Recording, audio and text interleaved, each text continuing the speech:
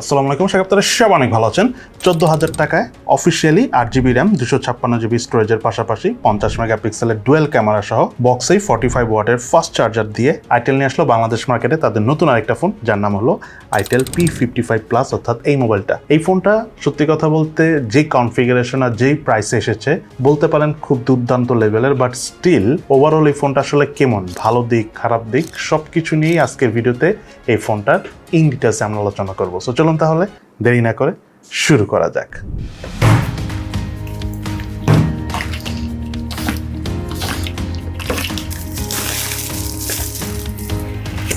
মোবাইলটি বক্স কন্টেন্টে রয়েছে ইউজার ম্যানুয়ালস, সিম tray ejector, earphone, back case, USB Type-C charging cable, 45 ওয়াটের ফাস্ট চার্জার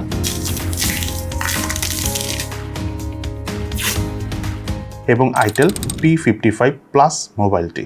ডিজাইন এবং এই ফোনটার আউটলুকের কথা বলতে গেলে মোবাইলটার রেয়ার প্যানেলে ভেগান লেদারের ফিনিশিং দেওয়া রয়েছে, তবে দুই ধরনের ফিনিশিং রয়েছে। ক্যামেরার এই এরিয়াটাতে এক ধরনের ফ্ল্যাট ফিনিশিং রয়েছে এবং নিচের দিকটাতে এক ধরনের স্ট্রাইপ দেওয়া ডিজাইন দেওয়া রয়েছে, যাতে আবার পাওয়ার লেখাটাও রয়েছে। এবং সেই সাথে এই মোবাইলটার বডি ফ্রেমটা হলো প্লাস্টিকের এবং ডিসপ্লে সাইজ হলো 6.6 ইঞ্চি সাইজের। ফোনটার থিকনেস হলো 8 মিলিমিটার এবং ওয়েট হলো 187 গ্রাম। ওভারঅল ফোনটার ওয়েট ডিস্ট্রিবিউশন ঠিকঠাক হওয়ার কারণে বেশ হালকা হালকাই লেগেছে আমাদের কাছে। ইনফ্যাক্ট আমরা সিঙ্গেল হ্যান্ডে একদম কমফোর্টেবল ভাবে এই ফোনটা ইউজ করতে পেরেছি। এবং আমার কাছে থাকা এই মোবাইলটার কালার ভেরিয়েন্টের নাম হলো রয়্যাল গ্রিন। এই মোবাইলটার কিন্তু আরো একটি কালার ভেরিয়েন্ট রয়েছে, যেটার নাম হলো গ্যালাক্সি ব্লু।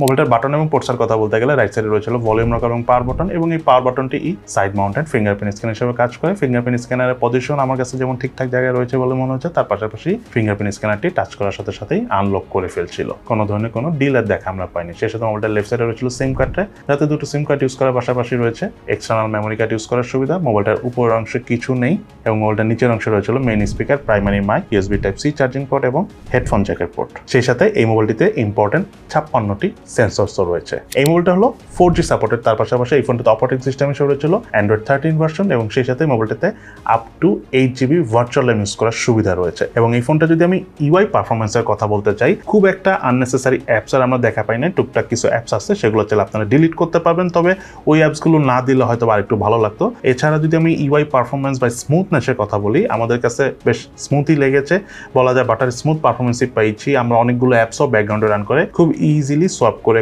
কমফোর্টেবল হবেই এই ফোনটা অনেক হেভিলি ইউজ করতে পেরেছি। এবং এই ফোনটার ডিসপ্লেটা হলো 6.6 ইঞ্চি সাইজের IPS LCD প্যানেলের ডিসপ্লে এবং আরও রয়েছে 90 Hz refresh rate. Display resolution হলো 1612/720 পিক্সেল। ডিসপ্লে পিক্সেল ডেন্সিটি হলো 267 ppi। মোবাইলটা আউটডোরে ইউজ করার সময় ডিসপ্লে থেকে আমরা কোনো ধরনের কোনো লো ব্রাইটনেস জনিত প্রবলেম ফেস করিনি, তবে একদম দুপুরের দিকে মানে ডিরেক্ট সানলাইটের নিচে কিছুটা লো ব্রাইটনেস জনিত প্রবলেম পেয়েছি, অর্থাৎ হালকা একটু অন্ধকার লেগেছে, তবে সেটা খুবই স্বাভাবিক এই বাজেট রেঞ্জের ফোন হিসাবে। তার পাশাপাশি আউটডোরে ছবি তোলার সময়ও লো ব্রাইটনেস জনিত কোনো প্রবলেম আমরা এই ফোনের ডিসপ্লে থেকে পাইনি। তার পাশাপাশি এই মোবাইলটার ডিসপ্লে ঠিক উপরে সেন্টারে রয়েছিল পাঞ্চল সেলফি ক্যামেরা এবং এই মোবাইলটাতে রয়েছিল ওয়াইড ফাইন L3S সাপোর্ট। এই মোবাইলটা রিয়ার প্যানেলে রয়েছিল ডুয়েল ক্যামেরা সেটআপ, যার মেইন ক্যামেরাটা হলো 50 মেগাপিক্সেলের, দেন আরেকটা ক্যামেরা হলো AI লেন্স। এই মোবাইলটা রিয়ার প্যানেলে থাকা ক্যামেরাগুলো দিয়ে ছবি তোলার পর ছবির ডিটেলসের আমরা মোটামুটি ঘাটতি পেয়েছি, তবে একটু এক্সট্রা স্যাচুরেশন বুস্টেড থাকার কারণে ছবিগুলো দেখতে আবার খারাপ লাগতেছিল না, একটু রেড কালারটা একটু বেশি বুস্টেড মনে হয়েছে। তার পাশাপাশি পোর্ট্রেট মোডে আমরা ছবি তুলেছি, সেখানে মোটামুটি বেশ ভালোই ডাইনামিক রেঞ্জ কভার করছিল, এজ ডিটেকশনও ভালোই পাচ্ছিল, ছবির ডিটেলসও মোটামুটি নর্মাল ক্যামেরা থেকে পোর্ট্রেট মোডে ছবি তুলে আমরা বেশি ভালো পেয়েছি। তার পাশাপাশি এই মোবাইলটিতে হাইস্ট 1080p 30 fps এ ভিডিও শুট করা যায়। ভিডিও পারফরমেন্স বাজেট বিবেচনা ফোন হিসাবে অ্যাজ ইউজুয়াল অন্যান্য ফোনের মতোই লেগেছে আমাদের কাছে। দেন এই ফোনটা সেলফি ক্যামেরাটা হলো 8 মেগাপিক্সেলের এবং সেলফি ক্যামেরাতে তোলা ছবিগুলোর পারফরমেন্সের কথা বলতে গেলে ছবির ডিটেলস মোটামুটি খারাপ বলবো না, যথেষ্টই ভালো এই বাজেট রেঞ্জের ফোন হিসেবে যদি আমি চিন্তা করি। প্রপার লাইট কন্ডিশনে ওভারঅল বেশ ভালোই ছবি ওঠে, পোর্ট্রেট মোডে ছবি তুলে আমাদের কাছে বেশি ভালো লেগেছে। তাহলে এই ফোনটাতে ক্যামেরা টু API এর প্রপার সাপোর্ট নেই, সো আপনি চাইলে ইন ফিউচারে এই মোবাইলটিতে ম্যানুয়াল ক্যামেরা অর্থাৎ জিক্যাম ইউজ করতে পারবেন না। এই মোবাইলের স্পিকার পারফরমেন্সের কথা বলতে গেলে সাউন্ড যথেষ্ট লাউড অ্যান্ড ক্লিয়ার ছিল, তবে 100% ভলিউমে আমরা স্পিকারের সাউন্ড থেকে কিছুটা ডিস্টরশনও দেখা পেয়েছি। সো আমি আপনাদেরকে প্রিফার করবো আপনারা 70 থেকে 80% ভলিউমে এই ফোনটার স্পিকার থেকে সাউন্ড শুনেন, তাহলে বেশি মজা পাবেন। তবে ওভারঅল বাজেট বিবেচনায় এই ফোনটার স্পিকারের সাউন্ড কোয়ালিটি আমাদের কাছে ভালোই লেগেছে। এই মোবাইলটাতে রয়েছিল 5000 mAh ব্যাটারি এবং সাথে রয়েছিল 45 ওয়াটের পাওয়ার চার্জার, এবং এই চার্জার দিয়ে এই ফোনটি আমাদের সম্পূর্ণ চার্জ করতে অ্যারাউন্ড 50 মিনিটের মতো সময় লেগেছে। তবে আধা ঘন্টা চার্জ করলে এই ফোনটা প্রায় 65 থেকে 70% মতো চার্জ হয়ে যায়। সো আপনি যখন তাড়াহুড়া থাকবেন, বাইরে কোথাও জায়গায় যাবেন, তখন হাফ অ্যান আওয়ার চার্জ দিয়ে যদি প্রায় 60-70% মতো চার্জ হয়, এটা খারাপ কি, তাই না? এটা করে নিতে পারেন। বাট যে বিষয়টা বলবো, এই ফোনটার চার্জ ব্যাকআপের কথা বলতে গেলে আমরা হালকা পাতলা বেসিক ইউজ করে 1.5 দিনের থেকে একটু কম চার্জ ব্যাকআপ পেয়েছি। অপরদিকে যখন আমরা এই ফোনটা অনেক হেভি ইউজ করছি, মোবাইলের ডাটা দিয়ে ইন্টারনেট ইউজ করে, যখন আমরা গেমিং করেছি বা লং টাইম ভিডিও দেখেছি, তখন এই ফোনটার স্ক্রিন অন টাইম পেয়েছি 6 ঘন্টার মতো। এই মোবাইলটিতে রয়েছিল ইউনিসকের T606 প্রসেসর। এটি একটি অক্টাকোর প্রসেসর, যার ট্রানজিস্টর সাইজ হলো 12 ন্যানোমিটার এবং জিপি হিসাবে এই মোবাইলটি রয়েছিল মালি G57।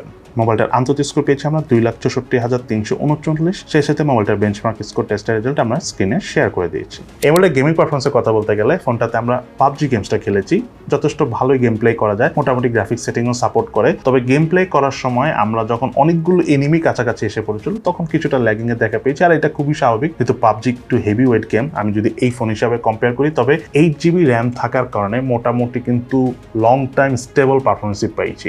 আসে না যে একটু লং টাইম ইউজ করলে ফোন হালকা হিট হলে ল্যাক করে, এই জায়গায় যে পাবজি গেমে এই ফোনে এই সুযোগটা পাইনি, যেটা আমার কাছে ভালো লেগেছে। তার পাশাপাশি ফোনটাতে অ্যাস্ট্রোনাইট গেমসটা খেলেছি, ওভারঅল গেমিং পারফরমেন্স খুবই ভালো লেগেছে। দেন ফুটবল গেমসটাও খেলেছি, খুবই নাইস লেগেছে। কালার অ্যাকুরেসি, কালার টোনটা নাইস হওয়ার কারণে ফুটবল গেমসটাও এই ফোনে আমাদের কাছে ভালো লেগেছে। আপনারাও যদি খেলেন, আপনাদের কাছেও ভালো লাগবে। দেন এই মোবাইলটার প্রাইসের কথা বলতে গেলে, এই মোবাইলটা 8GB RAM 256GB storage ভেরিয়েন্টে Bangladesh মার্কেটে পাওয়া যায়, যার র্যামের টাইপ LPDDR4X এবং স্টোরেজ টাইপ হলো UFS 2.2 এবং এই ফোনটার অফিসিয়াল প্রাইস হলো 14,490 টাকা।